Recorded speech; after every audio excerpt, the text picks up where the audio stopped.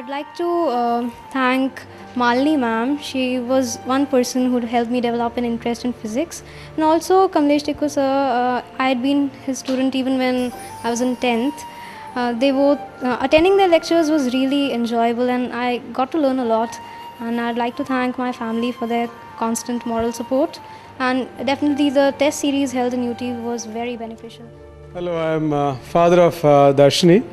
I've been observing this UT for the last 3 years. This is one of the progressive institutions, and what I like much in UT tutorials, they are very dedicated. I found the faculty members are very good and committed, and also I have seen the number of classes cancelled are almost nil. This shows the commitment and the dedication of this particular institution. No wonder they are number one in Navi Mumbai. I would also like to thank UT for their excellent close planning and most importantly execution of that planning, which enabled me to achieve success in the 12th board examination.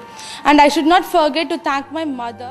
First of all, I would like to say that my daughter has joined UT for the past 4 years. 4 years back she joined 10th CBSE only for test series. So at that time she scored 95.4% and she got 99 and 99 social as well as in maths.